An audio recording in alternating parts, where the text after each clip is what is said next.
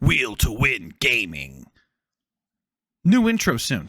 What's happening, guys? William Craddock here with Will to Win Gaming. Today I'm going to talk about Nationals. I'm going to talk about the Swiss. I'm going to talk about day 2, the prizing.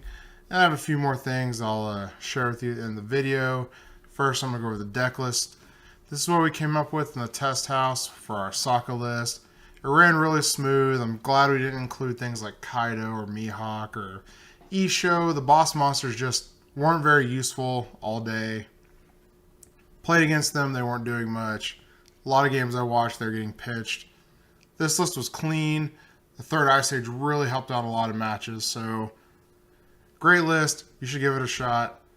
But yeah, let's talk about the Swiss. But first, a word from our sponsors.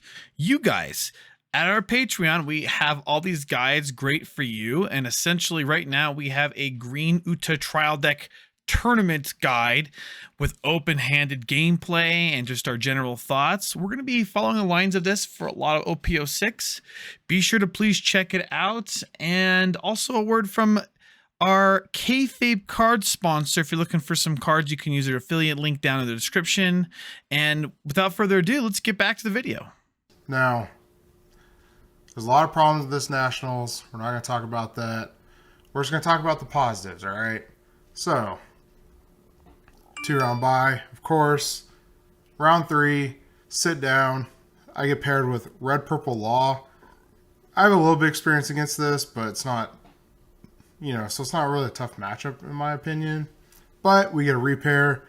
So now, round 3, I'm sitting across Kyle Wapple.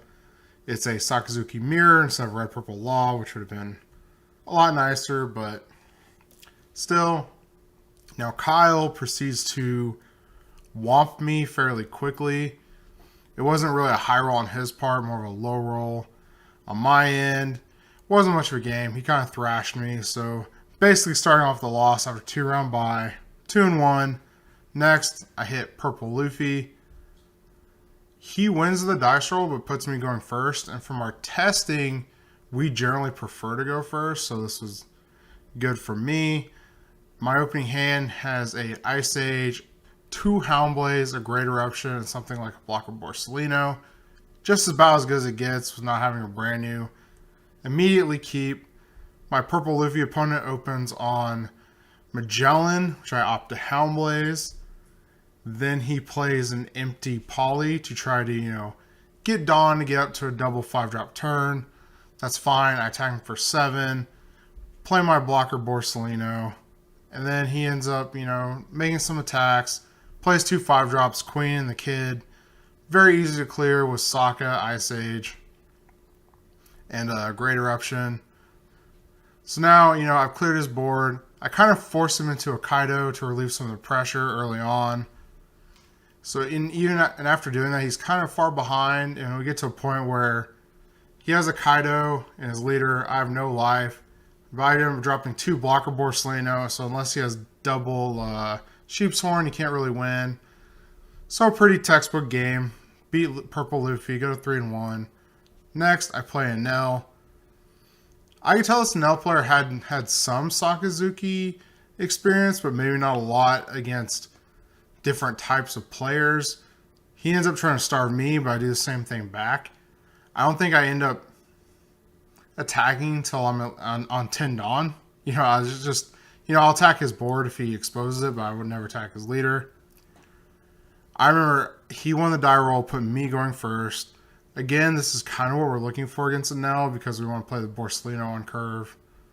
The 7-drop Borsalino, that is. On my 9 Dawn turn, I very specifically remember just going Kuzan into Sabo. So Kuzan sticks, so he's just really in a lot of trouble, and he can never clear my Kuzan in a meaningful way. So he just loses that match. Next, I believe I played the Zoro player on the day. Again, I lose the dice roll. He puts me going first. Fortunate, because in our testing, we want to go first against Zoro. I open on 2 Rob Lucci's, so now my hand is pretty much all I want to be in that matchup. And it's a pretty interesting match. A lot of back and forth, even with two Luchis. He does try to end up going all in when I'm even on 2 life with double Jambe. So he has the Luffy, the Rush Luffy already in play. It survives the turn, which is a miracle in my opinion. But tries to double Jambe me out, but the last attack's only for like 7. And I have 3 cards in hand at that point, so I survive. Move up to what, 4-1 here? 5-1? I'm 5-1. Next, I believe I hit the Katakuri. This guy very much low rolls our match. He doesn't draw anything to really play. He made like a Parasparrow. He triggers 1 card, which is a Sanji. And then his like first real play of the game is Big Mom. And that is it. There's no, Inels, there's no Katakuris, there's no Trash Moms. It's just Big Mom and a Parasparrow. So he in my opinion, low rolls, and I win that matchup fairly easily. 6-1 at this point. 6-1 at this point. My next is another Sakazuki mirror. This is someone I'd been sitting next to for a few rounds, and we kind of joked that, hey, Best Coast Pairings has been sitting us together. That's probably why it paired us together. And I actually saw a video where someone said that's how it works, or that's how their algorithm works. I can't confirm that, but that's just what I was told, or that's what the video said. We have a pretty good match. We have a bit of a back and forth. Towards the end, I have the choice to try to do 7-7-7 in the game while he has 3 cards in hand and 2 life, of course. I don't go for it, even though that might have been my only real out. I was trying to hope for Rebecca, which is a lot lower of a chance, but I don't hit the Rebecca. I end up losing. It was a good game, He played well, so we're X-2 at this point. You got to win out to make day 2. 3 more rounds, supposedly. Next round, I hit another socket mirror. This guy sits down. He's like, hey, your name's familiar. If I played you. And, I'm like, I've been to a lot of events. You might have played. You might have seen me. He's like, oh, no, I think it's the guy who owns my store at my local played you round 1. And I was like, oh, yeah, just kind of whipped my ass casually. I appreciate it. But, he's a really cool guy. And we ended up playing and kind of had the reverse of when I played Kyle in round 3, where he drew very poorly. I played a Kuzan after winning the die roll on 4 Dawn, and it didn't die. Like, it survived 2 turns, and if you've played the mirror and a Kuzan survives 2 turns, it's just over. You can't really do anything. Round 10, I play against Sammy Wang. He is someone I played at the regional in Knoxville in top 32, where we had a Whitebeard mirror. Here, we're going to have the Sakazuki mirror, and there's a lot of back and forth, a lot of give and take in this matchup. I put him in a position where I get him down to 0 life. He has no board, and I have a Lucci, a Hina, and like a Lucci, a Hina, and another attacker. I think it's like, something that was rested, like a brand new. And I had 1 life, and I basically had no counter in hand, but all he had was his leader, so it was fine. So, he attacks me for 7, I take it because I have 3 cards, no counter. And he's like, I drew my 1 of, and I was like, oh, shit, does he have Usopp? And he trolls me for about 30 seconds, kind of pretending he's going to play an Usopp, and ends up just laying his hand on the table and conceding. But, he's a really cool dude. We met before, and we talked after. We talked the next day. So I am 8-2 at this point. So I'm fully prepared to try to play my last round for a win and in for top 64. Lo and behold, they call it end of the tournament, or end of Swiss. And I'm just like, oh man, what? I think I lost round 3. I know Kyle had a rough day after he beat me, so my tiebreaker's probably not great. So I said in 20 minutes, you're going to get the placings. If you're in top 64, come back tomorrow. Thankfully, after 20 minutes, I came in at 58th. Somehow, I think people that lost, the guy who lost rounds 9 and 10, he is actually 65th, which is just really bad, but we're focusing on the good, right? We're focusing on the good. Anyway, So we make day 2. We're in top 64. I sit down across my opponent, who ended up at X and 1, and he is playing Whitebeard, and he puts me going first, which is generally what we want as Sakazuki players, because it lets us apply pressure with how our curve works.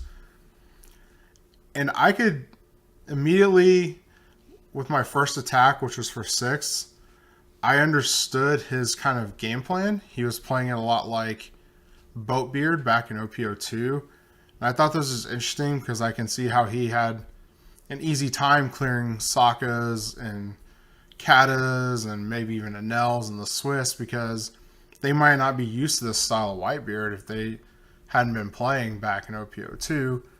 You know, he just took every hit and he tried to play big hand against Saka. And I know, you know, I'm not saying this is like a good indication, but like sim testing against Whitebeards, they would never play that way. You know, they're always going to defend every 6K and try to chain new gates. He didn't do that. So I could see how he was winning in the Swiss. You know, he's just playing it differently than everyone else, which is always, you know, it's going to net you some amount of wins as long as the strategy is sound. In this game that we played, the game 1 actually probably ended up being maybe the most interesting game of One Piece I've ever played. We just had, you know, typical, I would clear his board, he'd attack 7 at me, I'd play a blocker, you know, he'd kill an attack for 7. You know, we did this back and forth. But we got to a point where I had a Man-Sherry that survived a turn. I was on 0 life, and I had 6 cards in hand. And I do not know anything in his hand except for a guard point and a radical beam. So I passed the turn for him after making some attacks. I have like a Rob Lucci. I did play a Sabo. So I had a blocker. All he had in play was his leader.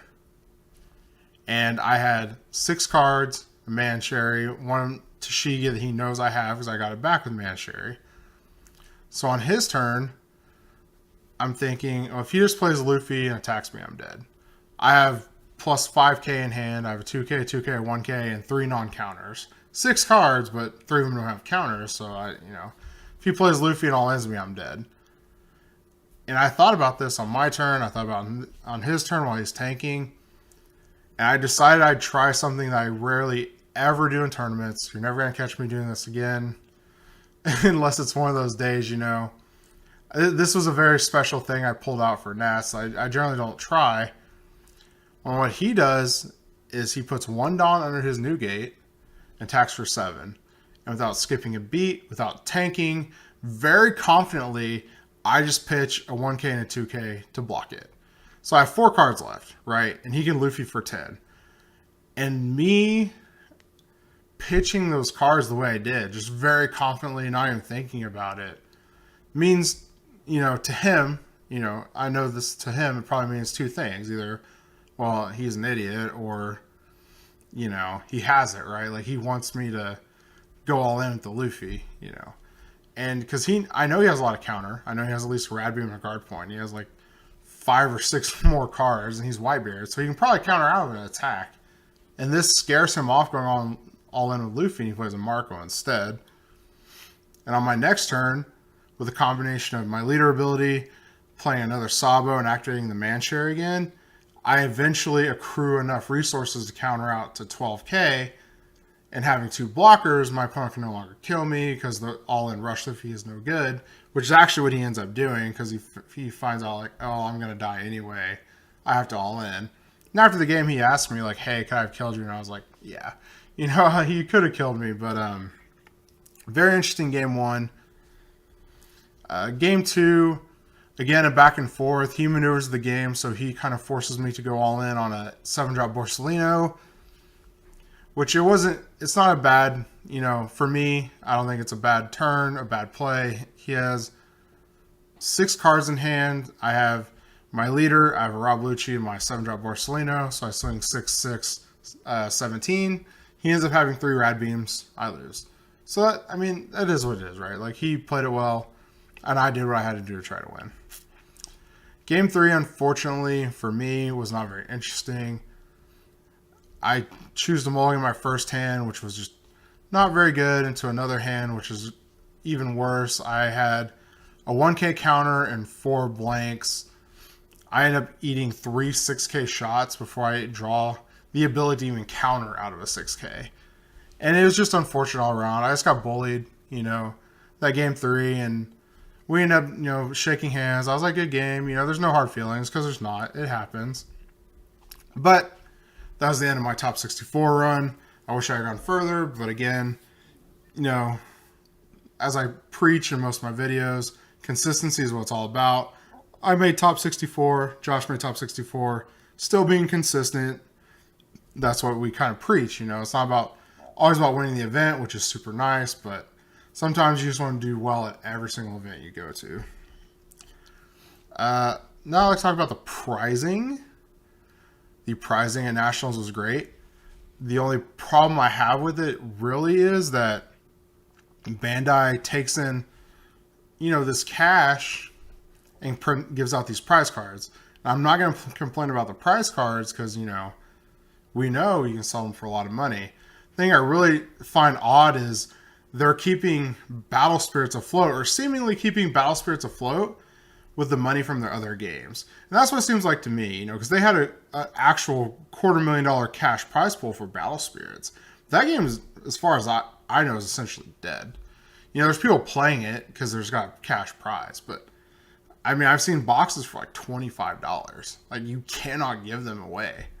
So that's just one of the problems I had. But for, One Piece, the prizing is great. I'm not going to complain. I like the system where entry fee is $30 and you just give me cards, and in turn I can turn around and sell cards to a collector for $200,000, as Jonas probably did.